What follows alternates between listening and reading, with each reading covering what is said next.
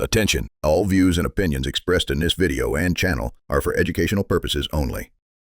There's too many shops running on vibes and hope instead of systems and strategies. If you had to leave your store for a week, would it make money or make a damn mess? Don't brag about working 14 hours. Brag about a shop that runs 14 hours without you. All right, everybody, so I'm back. Apparently, you liked this a little better than I expected you to. Honest to God, didn't see it coming. I'm still drinking coffee out of the cup.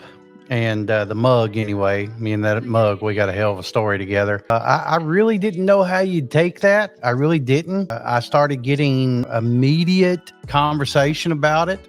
And so I guess we're doing another one, right? Here we are, right? So anyway, hey, in case you don't know who I am, what's up, everybody? Welcome back. This is Chad Wade TV, the podcast version, and we're the realest podcast in the smoke shop game. Don't let these other people fool you. They're corporate shields, and we are just who we are. We don't use corporate buzzwords here. We don't pretend the industry's perfect. We don't pretend the industry is complete shit. All we do is we talk the truth. And it's sometimes, it's hard, and sometimes it's ugly, but it's always, I'm going to give you the useful truth. I am Chad Wade. I am a shop owner. I'm a wholesaler. I am a business coach, and I'm someone who's been doing this long enough to see the cycles repeat, and from boom to crash to rebuild to repeat. And right now, we're in the rebuild phase again. And the problem is the industry is going faster than the people running it. And that's a problem. That's a complete problem. There's too many shops running on vibes and hope instead of systems and strategies. Too many owners who love freedom but fear the discipline. So today we're going to talk about why the smoke shop industry needs to grow up fast, and what grow up means, why it matters, and how to build a shop that can survive 2026 and beyond. So grab your coffee or beer or any other spirits, light up whatever you're into. No judgment here, and let's get real, really real. Let's go.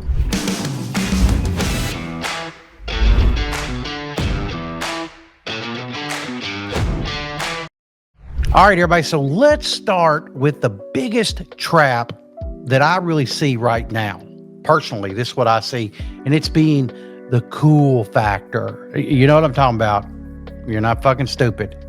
Everyone wants the store to look dope, neon lights, murals on the wall, places to take your picture for Instagram because you got some crazy ideas that they'll stand there and do it. Custom flooring, the perfect Instagram angles. Cool's fine, but as you know how I feel about that, cool don't pay the bills, y'all. I walk into stores all the time that I'm telling you, man, photo ready, amazing, but they're bleeding money. Inventory is completely untracked. Margins, they have no fucking idea. And the staff, forget about it, man, forget about it. Most of them are untrained. It's like they built a stage but never learned the damn script. I mean, come on, man. You're reality TV waiting to happen. Meanwhile, I honestly, I've seen some small, very old school shops, in strip malls. The carpet's worn the fuck out, and they're making bank. And the reason is because they're run tight. Everything's in its place. Everything's tracked. Everything's intentional. And that's the difference between a vibe and a real business. So here's your test. If you had to leave your store for a week, would it make money or make a damn mess? Now be honest with yourself. Did you hesitate? Because if you did, you don't own a business yet. Cool's a bonus, man. Don't get me wrong. Profit is the foundation, though. Let's keep it real. You know why most shop owners get stuck? Because we love the freedom so much, we really honestly use it to avoid structure. We left jobs to be our own boss. Then we became a worse boss to ourselves. We had no schedule, no routine, no real plan, honestly. Keep it real with yourself. Freedom without discipline, it's chaos. It's just chaos. And you can't scale chaos. Keep it real with yourself, right? And I learned this the hard way. Back in the early days up in smoke, we were doing everything ourselves. Brandon, of course, we had some other people that was working with us for the original crew. You know, we did the ordering, we did the stocking, we did the selling, we cleaned as much as men do. And the money was good. But I mean, I was there 7 days a week. And it was several months, two into it before I had a day off. I mean, like, I remember that my kid didn't see the ocean until she was several years old. And I get it. I work in Kentucky. I live in Kentucky. So, I mean, it's not like she can just go straight to the beach and see the ocean, you know, like if you live in Florida. But I mean, that kid, she didn't go to Disneyland as a child. I mean, she was a kid, but she wasn't a child. Not when she might have really, really, really enjoyed it. Right. I mean, she did enjoy it. Don't get me wrong. We've been several times since, but I just always felt like she was older than maybe she should have been. But I mean, you know, she was doing that. That's another story, but she was going to Disney every year when she was a teenager because of dance. But then when it hit me, if I got sick tomorrow, well, my business might die the same day. I didn't have any kind of freedom, and that's a damn trap.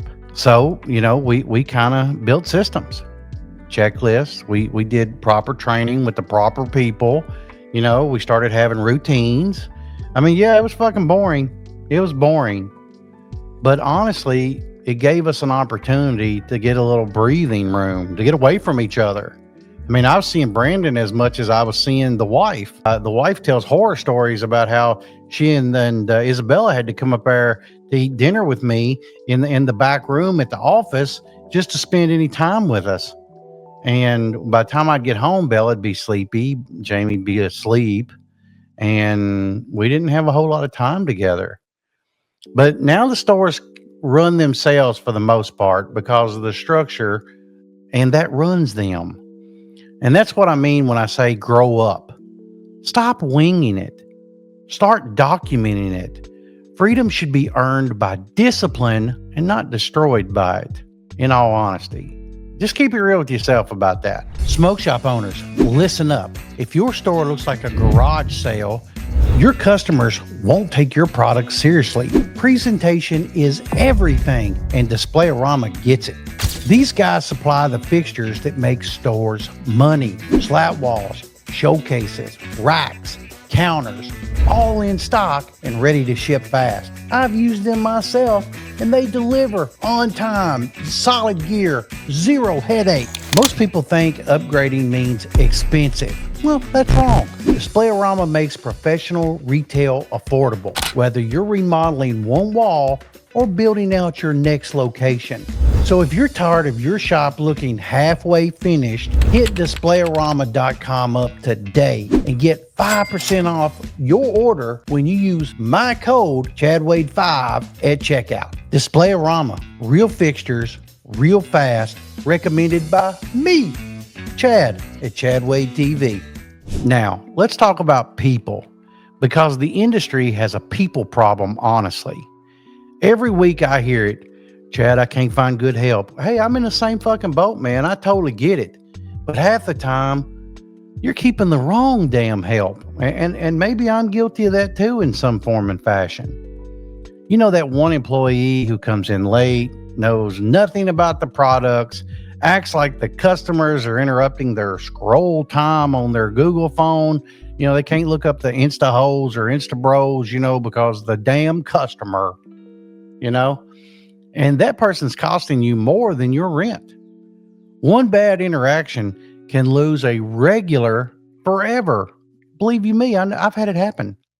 And people remember bad energy longer than good prices. That's a fact. So yeah, train your staff, pay them better, give them kind of an ownership of the store, but also cut dead weight fast. If they don't care, they can't stay. This industry runs on culture and connection. If your team doesn't believe in the mission, you'll never build loyal customers. You got to hire for attitude, you got to train for the skill, and you got to repeat that until it's on your wall, like the 10 Commandments or some shit. Think about it. Now, let's get into the boring stuff that kills shops quietly. Number one, leases. I've seen owners get kicked out overnight because they didn't read their leases. Because, what if it has a regulatory clause, a use restriction, hidden rent increases? Man, they're all in there. Always have a lawyer read it, period. You don't know everything, and you're not in real estate, so you know shit about a contract for a lease. Number two, payment processors. Woo! Man, I could almost write a book about the stupid shit I have done with payment processors. If you're using Square or PayPal for smoke shop transactions, man, you are playing with proverbial fire. I mean fire. One trigger word in a product description and your account's frozen. And they can hold that money for six to 9 months. And you get processors who specialize in this industry. And we have those. So should you need them, hit me up, askchadwade@gmail.com. I will be glad to point you in the right direction. Send me your name, your store name, and a phone number so that they can contact you I will give you my processor. No problem. They sometimes cost a bit more, but honestly, they don't. Not now. But you sleep better. You sleep better paying 0.25% more. So what? And honestly, now you can turn the transaction to your customer. So you pay a flat fee. Keep it real. Okay. It's called a convenience charge, to process a credit card, or they can, get the discount and pay with cash, or debit. They can pay with debit. No convenience charge for debit. All right. Number three, insurance. Most shops don't even have it. And I mean, then something happens, a break in, a slip and fall, man, even an electrical fire, some shit like that. And it's honestly game over. Professional businesses protect themselves. Amateurs pray to Jesus or whomever that nothing goes wrong. You have to decide which one are you. I'm almost willing to bet what half of you are. All right, so now let's talk about the real shit, okay? And let's shift the mindset into changes that separate owners who survive from owners who scale. At first, you're the hustler. You do everything. You wear every single hat, okay? But if you stay that way forever, you're going to burn out. Believe you me and Brandon did. I mean, I got to where I couldn't stand looking at him. He definitely couldn't stand looking at me. All right. We ate enough pizza that we could have probably been built on it. And we both started to look that way. Okay. All right. The goal is to evolve into an operator, the one who designs systems. Okay. The goal is to evolve into the operator, the one who designs systems that work without you. When you go from grinding to governing, you win. Stop romanticizing this hustle. Start romanticizing the organization. Don't brag about working 14 hours. Brag about a shop that runs 14 hours without you. Learn your numbers. Know your turn rates, your top SKUs, your profit per square foot. Data is the new intuition. That's what grown-up businesses honestly look like. Keep it real. Keep it real. So where do we go from here, boys and girls? Well, honestly, we get our broom and our mop and we start cleaning it up. We tighten that thing down with a screwdriver, okay? We build stores that are beautiful and efficient and teams that are friendly and trained. Brands that are creative and compliant. The future of the industry belongs to the prepared. We're not a trend, y'all. We're a culture. And if you treat it like a real professional, the money, the respect, the partnerships, they're going to follow, y'all. They are. So yeah, it's time for the smoke shop industry to grow up. And honestly, y'all, that's not a warning. That's an invitation. An invitation to be part of the real next coming, the next era even. So if this episode hits you where it should, please share it out to another owner. The one who's still winging it and wondering why they're fucking broke. And if you want tools to get serious, go to chadwadetv.com. I got resources. I got books you can read and buy. I got blogs for you to read. We've got here on YouTube, all kinds of videos to watch. And also, man, go to unswholesale.com. We've got inventory that's built in to actually make you money where the margins can be. All right, y'all. I'm Chad Wade. This has been Chad Wade TV. So until the next time, keep your shelves full, your books clean, and your standards real high. All right, y'all. See you next time. Comment down below if you're liking this. If you do, we'll do it again. See what's up. Bye.